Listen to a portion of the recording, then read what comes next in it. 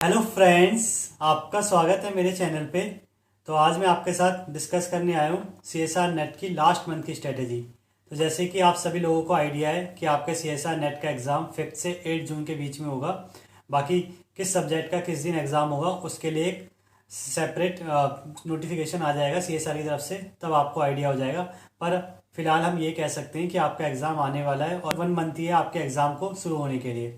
तो आज मैं बात करना चाहूँगा कि कैसे आपको अपना लास्ट मंथ जो भी बचा है उसको यूटिलाइज करना चाहिए और क्या चीज़ें जो आपको करनी चाहिए ताकि आपके अच्छे से अच्छे मार्क्स आ सकें और आप इस एग्ज़ाम को ईजिली क्वालिफाई करें। तो चलिए शुरू करते हैं। तो देखिए, सबसे पहले तो मैं आपको कहूँगा कि आपको क्या करना है, सिलेबस को अपना लिमिटेड कर लेना है। अब जैसे कि आपको पता है लास्ट मंथ है, तो आपको बिल्कुल भी ये रिस्क नहीं लेना कि अब आप ज़्यादा से ज़्यादा चीज़ें पढ़ें या और ज़्यादा चीज़ें ग्रैब करें और न्यू थिंग्स को ऐड करें और कंफ्यूज हो। देखिए, आपको ये करना है, जितना आपने पढ़ लिया आपको उसको स्टॉप करना है और अब उसको ये आपने मोर देन इनफ मान के अच्छे से रिवाइज करना है, प्रैक्टिस करनी है और उसी को आपको पूरा मतलब मंथ में रिवाइज करना है और अच्छे से यूटिलाइज करनी है उस चीज़ को। सेकंड चीज़ है, मैं आपसे ये कहूँगा, अगर आप कोई टेस्ट सीरीज दे रहे हैं या कोई क्वेश्चन लगा रहे हैं तो मैं कहूँगा आप टेस्ट सीरीज कोशिश करिए कि अपने 20 मई या 25 मई तक कंप्लीट करने की कोशिश करिए। और अगर आप प्रीवियस ईयर क्वेश्चन कर रहे हैं तो भी आप कोशिश करें कि 25 मई तक मैक्सिमम आप क्वेश्चन करें, उसके बाद आप सिर्फ नोट्स रिवाइज करें और क्वेश्चंस को आप उसके बाद लीव कर दें। मतलब ऐसा नहीं है कि आप नए क्वेश्चन करते रहे, नए असाइनमेंट ढूंढते रहे, नई बुक्स में जाते रहें। आप ये करें कि आपने जो भी प्रैक्टिस करनी है, जितना भी आपने नया करना है, पुराना करना है, प्रीवियस ईयर करना है, टेस्ट सीरीज करनी है, उसे आप 20 या 25 मई तक ही करें और उसके बाद अपने सिर्फ नोट्स में रिलाई करें। और जो भी गलतियां आप सीखेंगे उसको अच्छे से देखें, मिस्टेक्स से खुद को और मिस्टेक्स को एनालाइज करें और मिस्टेक्स में भी जो नए कॉन्सेप्ट आ रहे हैं उनको समझी चीज़ है।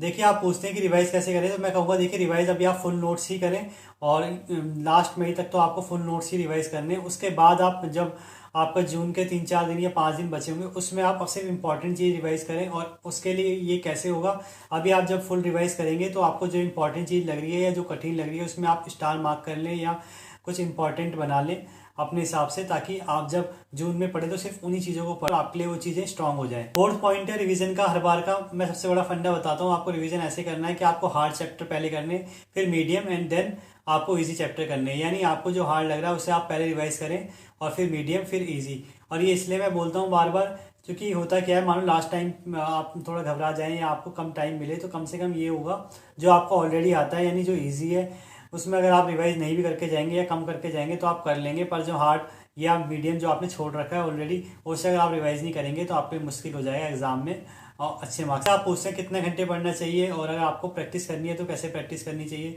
तो देखिए, कितने घंटे पढ़ना है ये आप पे डिपेंड करता है, पर हाँ फिर भी अगर आप 8 to 10 आवर्स डेली दे देते हैं तो ये बहुत अच्छा है, क्योंकि लास्ट मंथ है और आप काफ़ी क्रूशियल मंथ है आपका। अगर आप इसे अच्छे से अच्छे यूटिलाइज कर लेते हैं और ज़्यादा से ज़्यादा पढ़ते हैं तो ये आपके ही फ़ायदे की बात है। और दूसरा, अगर प्रैक्टिस क्वेश्चन की बात करें, अगर आपको प्रीवियस ईयर ही करने हैं तो मैं कहूँगा आप प्रीवियस ईयर पे ही ध्यान दें और आप कोई नया मत करें। और प्रीवियस ईयर में भी आप कोशिश करें कि पहले आप रिसेंट वाले करें, जैसे 2022 वाले, फिर 21 वाले, फिर 20 वाले, मतलब आप रिसेंट पेपरों को पहले करें।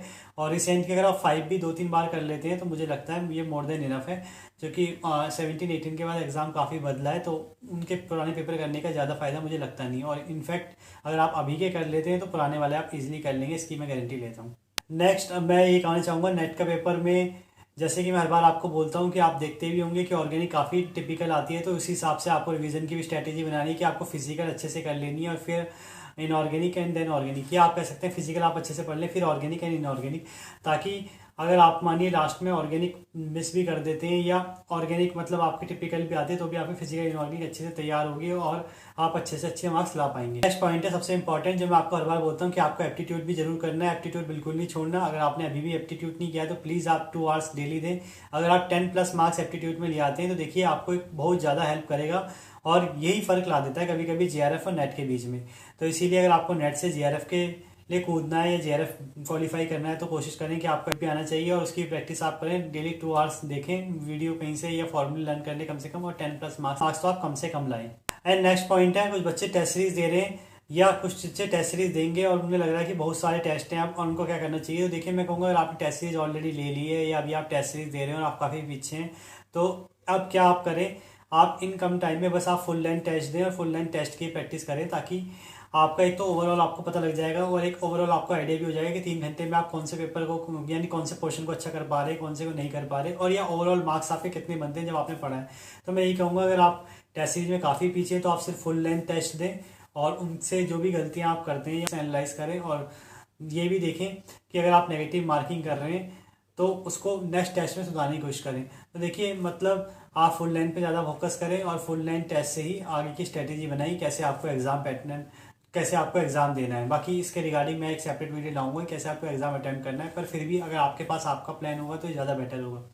लास्ट पॉइंट है, मैं आपसे ये कहूँगा, देखिए अब आपका 1 मंथ बचे हैं एग्जाम में, तो कई बार ऐसा भी होता है कुछ फॉर्म्स आ जाते हैं या कुछ एग्जाम दूसरे आपके आ जाते हैं और आप कंफ्यूज हो जाते हैं कि आपको ये एग्जाम करना चाहिए या दूसरा।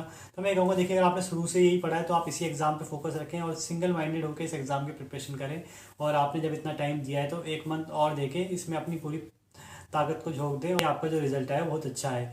और बाकी ये मैं कहूँगा कि एक डर आपके मन में चल रहा होगा और आपको लग रहा हो कि आपका एग्ज़ाम होगा या नहीं होगा, तो उसके लिए मैं ये कहूँगा, देखिए जो फर्स्ट भी आने वाला है या जिसकी रैंक 1 भी आने वाली है उसको भी डर लगता है कि उसका एग्ज़ाम होगा या नहीं होगा। इनफैक्ट पेपर देने के बाद भी उसे कभी कभी लगता है।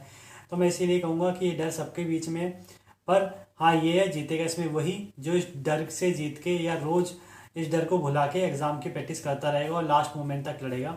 और मैं हर बार कहता हूँ, अगर आप लास्ट मोमेंट तक भी यकीन रखते हैं कि आपका एग्ज़ाम हो जाएगा तो आपका एग्ज़ाम जरूर होगा। पर हाँ, अगर आप 1 मिनट पहले भी हार मानते हैं तो कहीं ना कहीं आपकी परफॉर्मेंस में अफेक्ट करेगा। तो आई होप आपको ये वीडियो पसंद आई होगी और जो भी मैंने स्ट्रेटेजी बताई है वो आपके काम आएगी। तो आगे ऐसी इन्फॉर्मेटिव वीडियो देखने के लिए इस चैनल को सब्सक्राइब करें, वीडियो को लाइक करें और शेयर करें। Thank you.